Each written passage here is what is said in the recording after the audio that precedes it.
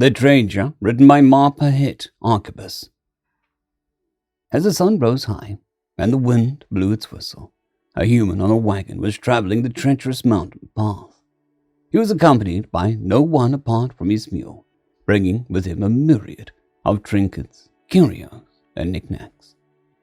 While his journey was uneventful, he was delighted with the scenery of the alpine landscape, until he was abruptly interrupted. "Oh, a human," an elderly elvish lady ran across. "I warn you of the great dragon that inhabits the grand mountain range of Silvadaria." The human oddly smiled. "Great. Can you tell me which direction?" The elder was confused by the human's question. "Are you out of your mind, human?" questioned the elder. "Why would you want to know the location of the great dragon? It would tear any adventurer apart." "Well, I'm not here to slay it," stated the human. "I'm here to trade." The elder was flabbergasted. She never heard anything this insane. She paused for a moment. "Well, you are not an adventurer then, but a fool," commented the elder. "What would a dragon even trade from you?" "Surprisingly a lot," answered the trader. "I have a multitude of wares with me for sale. Perhaps you're also interested." The elf shook her head. "No, human, I'm not interested," replied the elder. She sighed. "As for directions, just follow the path over there and you'll find your place. Just don't litter the mountains with your junk and corpse." The human tipped his hat. "Thank you for the direction. I'll be sure to keep the place clean." After a few more hours of hiking, the trader was greeted with an exceptional sight. In front of him lay a large gaping maw of a cave. With his arrival, the trader hopped off his wagon, bringing with him a horn and a long scroll. He slowly walked into the cave's mouth and blew his horn. As the roar of the horn played its fanfare, it was responded to by a magnificent roar of a dragon. The dragon moved step by step, with tremors followed. "Who dares disturb the great dragon idling by?" the dragon spoke. The human was unfazed by the grand display. His calm was unwavering. "Greetings, great dragon Castor Mirax," hailed the human. "I am a humble merchant requesting an audience." The dragon calmed. She lowered her head. "Very well. As you actually bothered to remember my name, I shall refrain from throwing you off the ledge," declared Castor Mirax. "Amuse me, human." The human unfurled the scroll, revealing a banner written in multiple languages. "I am Pietro, representing Pietro and Children Company," marketed the human. "I'm here to show you my wares and trade." The dragon tilted her head. She was baffled by Pietro's statement. "Trade? Ha!" said Castamarax. Air exhaled from her snout. "Why would I trade when I could just take your wares from you?" Strangely, the trader maintained his calm despite the dragon's threat. "Well, I would not come back here with my wares if either I'm dead or you take my wares from me," answered the human. "Which is why that would be a bad idea. Eventually you will run out of my goods." Pietro took a breath, then continued. "Besides, a great dragon such as yourself must have collected a splendid hoard of treasures. What pain would it bring just to part with a trinket or two?" The dragon paused. She was surprised by the human's answer. Then once again she spoke. "I'm satisfied by your answer. Go then, entertain me with your ware." The human smiled, whirling back his scroll. After placing it on his back, he opened a small ledger and read it aloud. "Firstly, I have with me a crate of Temerian spice, a spice that is known to enhance the flavor of any meal for a dragon," advertised the human. "It has a stunning 4.8 out of 5 review. Pasternax, the great dragon of the north, commented, 'I was having issues with my appetite, tired of eating the same boring cattle that I captured from a local herder. But after I sprinkled a clawful of Temerian spice into my meal, I now enjoy eating as if I were a hatchling. 5 out of 5 would recommend.'" The human went on to describe other merchandise he brought with him, occasionally giving a free sample to the dragon. "Well, human," spoke Castamarax, "I'm surprised with how well tailored your goods are to our kind." "Well, we've operated in this market for years now," replied Pietro. "We experimented and catalogued the many goods that a dragon would have an interest in." The dragon smiled. "Very well then, I'll purchase your entire supply." Pietro unloaded his goods. Castamarax walked back to her hoard, carrying a clawful of valuables. She then dropped it off beside Pietro and swiped her purchase. Pietro bowed and tipped his hat off. "Thank you for your purchase." He then went back to his wagon and rode down the mountain with newfound riches. A year has passed, and the mountain has not changed much. Pietro went back again for another haul. He was glad that he found another customer, and his insurance premium did not rise. He joyfully rode up the mountain until a gang of bandits jumped the mercantile wagon. "Oi, oi! This be the merchant that made riches from trade with the Drake," spoke one of the bandits, brandishing his axe. "Yeah, you must be bringing your wares worth in thousands," said another bandit, showing off a blade. "Perhaps you care to spare some of them for us, merchant?" Pietro sighed. He then blew his horn.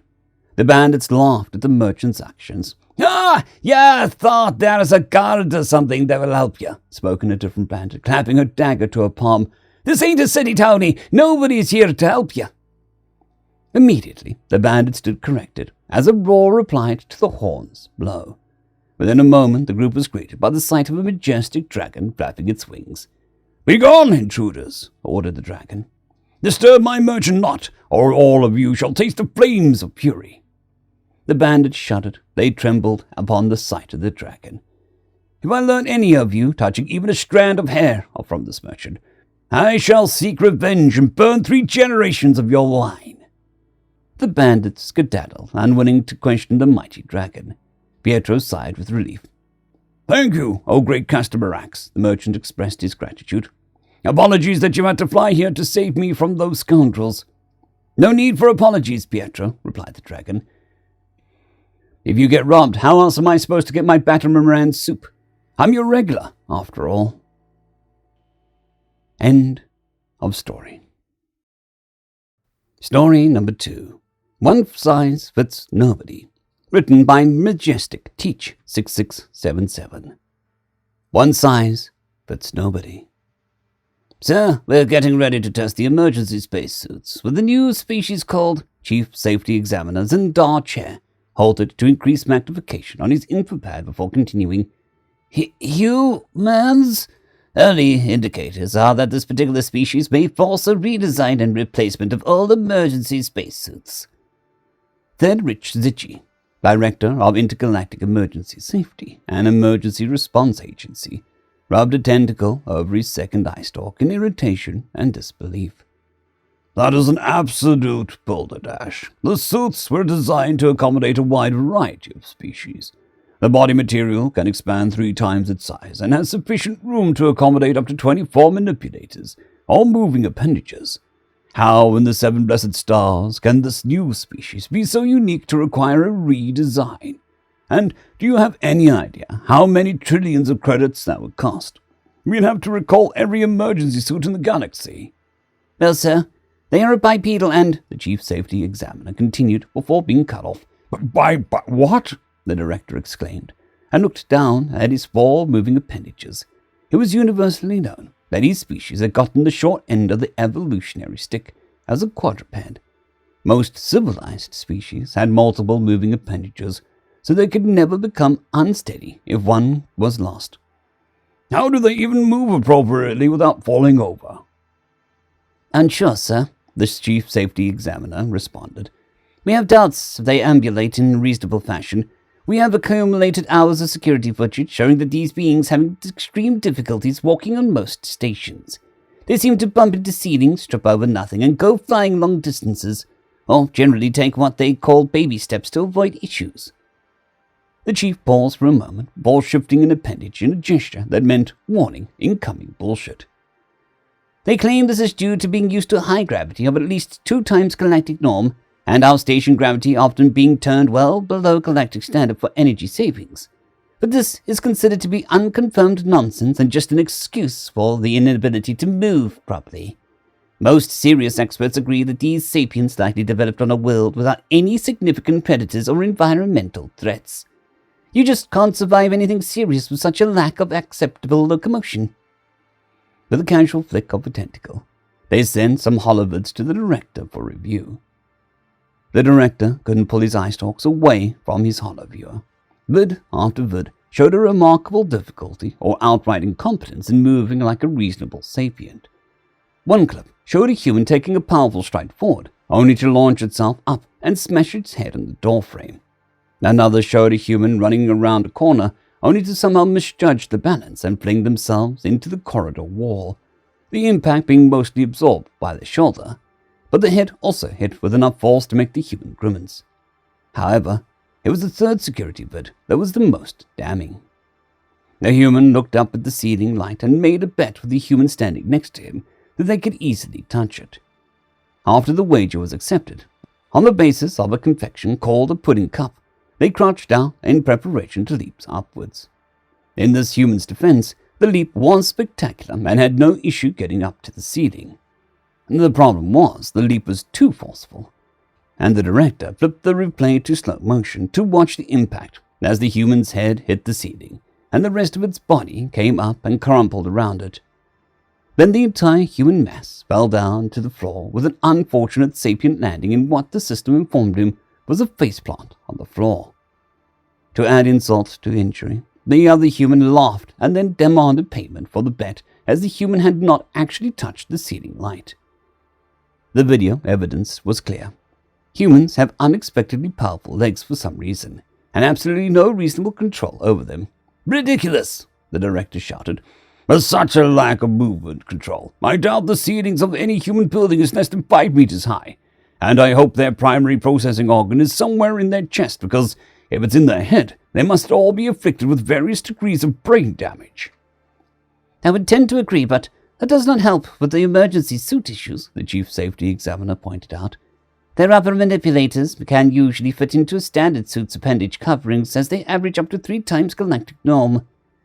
The other specimens with larger arms, we expect that they will still be able to insert at least a third of their upper manipulator and be able to use the secondary manipulator appendages called fingers. The suit can stretch appropriately to accommodate their body, and multiple viewing ports are sufficient for emergency purposes.